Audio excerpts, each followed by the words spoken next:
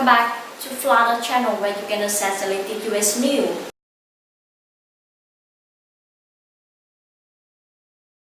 I'm running for president as a Democrat in 2020, and it was certainly nothing I ever thought I would do. I was brought up not to think, frankly, that running for president was something realistic. My parents immigrated to this country. They met as graduate students at UC Berkeley. My father got his PhD in physics. My mom got her master's in math. I grew up in upstate New York. My parents told me to do well in school, which I tried to do. And I became an entrepreneur after a lot of stumbles, and it sounds like Kelsey might have had some experience with this as well. How many of you all have started a business or organization, or club, or book club, or mailing list? So if you've done anything like that at any point, you know it's really, really hard. And then if someone asks you how it's going, what do you have to say? Great. Going great. It's always going great. So my first business went great until it failed.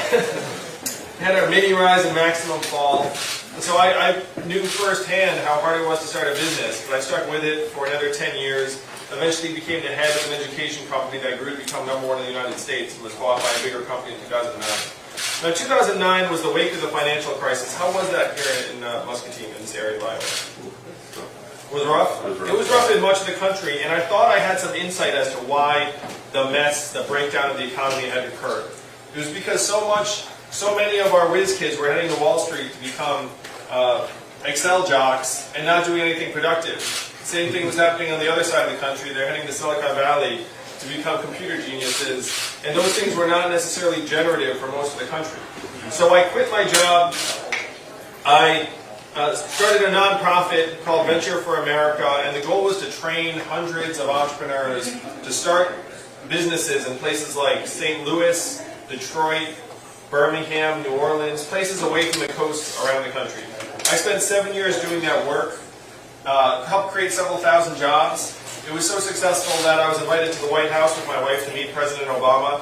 So my in-laws liked me for about a week. They were like, oh, you did good.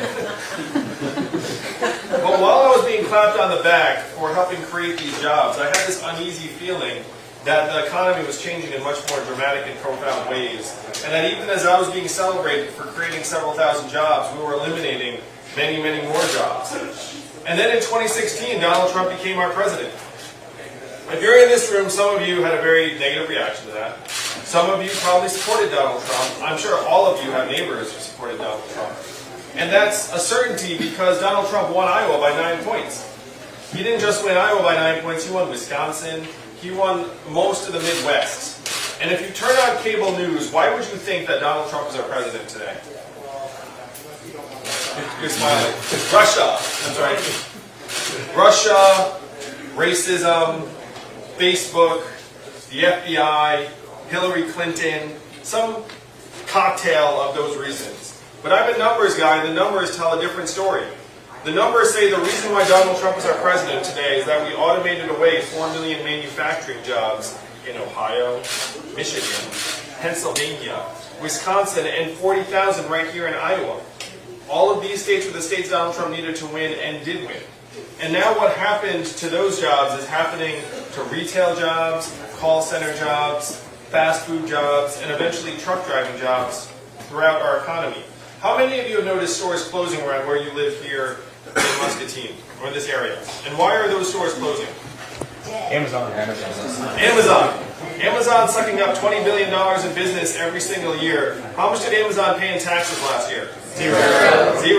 That is your math, Iowa. 20 billion out, zero back. $1 trillion tech company somehow paid less in taxes than everyone in this room. 30% of your stores and malls are closing as we speak. And the most common job in most of the country is working as a retail clerk. The average retail worker is a 39-year-old woman making between $9 and $11 an hour.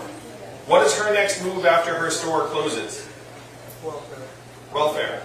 How many of you have seen a self-serve kiosk when you go into a McDonald's or other fast food chain? Yeah, you've seen them because McDonald's has said they're going to have a self-serve kiosk in every location in the U.S. by 2021. Meanwhile, food service and food preparation is the third most common job category in the United States. Where are those jobs going to go after McDonald's succeeds in automating first the front of the house, and now they're working on the back of the house? How many of you know someone who drives a truck for a living? Driving a truck is the most common job in 29 states, including this one.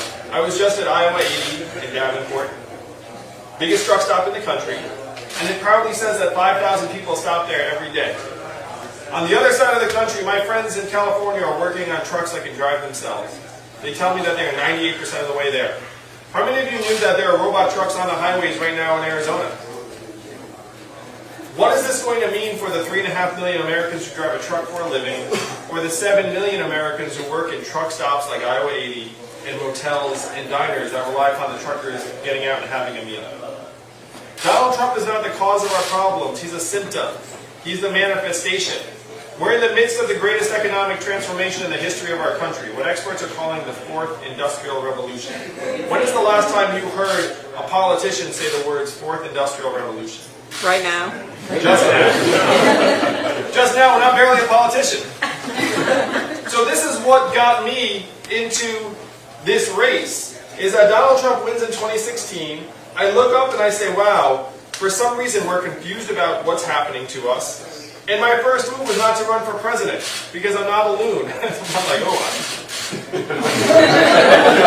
well, like some of these other people have been like gearing up for this for years. It's like, you know, I mean, I was just like, okay, my first move was not to run for president. I'm going to go to Washington, D.C., to our leaders, present the case, and say, what are we going to do about the fact that America's confused? It is not immigrants that are causing these economic dislocations. When you go to a warehouse or a fulfillment center or a factory in Michigan or Iowa, you do not find wall-to-wall immigrants. You find wall-to-wall machines, wall-to-wall robots. You've seen it on your farms. You've seen it happen to your factories. Now it's going to happen to your Main Street retailers and stores, your fast food restaurants, and eventually your truck stops and highways. This is the true cause of the dislocations around the country. So I went to Washington, D.C., and I said, what are we going to do about it? And what do you think they said to me when I asked them, what are we going to do about it? Nothing. More research. The three most common answers I got were, number one, we cannot talk about that. Number two, we should study that further. And number three, we must educate and retrain all Americans for the jobs of the future.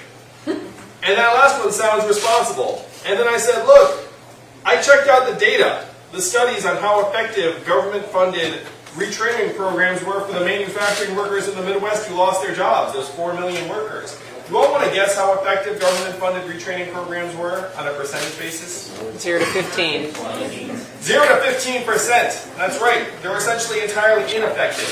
And when I said that to the people in Washington, D.C., you know what they said to me next? I guess we'll get better at it. That's what passes for policy out of D.C. They are disconnected, and their incentives are not tied to actually solving these problems. And there's one person in D.C. who set me on a path that led me to you all. He said, Andrew, no one here will do anything about anything you're talking about. Because this town, Washington, D.C., is not a town of leaders. This is a town of followers. And the only way we will do anything is if you create a wave in other parts of the country and bring that wave crashing down on our heads. And I heard that, and I said, challenge accepted. I will be back. And that's what got me to run for president. That's why I'm here with you all today. How many people are in this coffee shop, in this room with us right now? Let's call it, whatever the fire code is. That might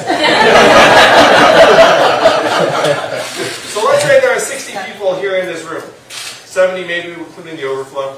Do you know how many Californian voters, for example, each Iowan voter is worth? 1,000. So you see 60 Iowans, that's enough to start a revolution. That's like 2 football stadiums full of Californians. That's why I'm here. This is where the wave gets formed and gets started, and then we bring this wave down on their heads starting next February. So this is the mission. The question is, what is the wave? What is the vision? If you were here today, you heard something at some point like this. There's an Asian man running for president who wants to give everyone $1,000 a month. Raise your hand if you heard that at some point. You remember that. And the first time you heard that, you thought it was a joke, you thought it was a gimmick, you thought it would never happen. But if you dig into our country's history, this dividend is a deeply American idea. Thomas Paine was for it at our founding, called it the citizen's dividend. Martin Luther King fought for it in the 60s, called it the guaranteed minimum income for all Americans. And it is what he was fighting for when he was assassinated in 1968. 1,000 economists endorsed it in the 60s. It passed the U.S. House of Representatives twice in 1971 under Richard Nixon. It was called the Family Assistance Plan. And then 11 years later, one state passed a dividend where now everyone in that state gets between $1,000 and $2,000 a year. I don't believe it's true. $1,000 and $2,000 a year, no questions asked. And what state is that? And how do they pay for it? Oil. And what is the oil of the 21st century? Technology. Technology, AI, robots, data, big data. A study just came out that said that our data is worth more than oil. Do you all remember getting your data check in the mail? No. That is the 21st century economy. They're getting the data check from our data, and we're seeing none of it. So the vision is of an economy that works for us, that's trickle up instead of trickle down. And the great thing about it is after I'm president, thank you, Iowa, after I'm president in 2021 and you're getting this $1,000 a month, where would you spend it in real life? Locally. Yeah, how much of it would stay right here in Iowa? Well, quite a bit in this coffee shop, probably. Yeah. Yangang is non-toxic, uniting both lefts and rights. Try to come up with solutions instead of insulting Republicans. Appearing on Ben Shapio's show and having a good genie conversation with Shapio. I've never voted before, but this will be my first time voting. I've never been this proud of the candidate before. Yangang is no joke. Please listen to his interview, postcard, AARP, Q&A, etc. and look into his proposal plans and policies. The Freedom Dividend is just one aspect of his campaign for America Future.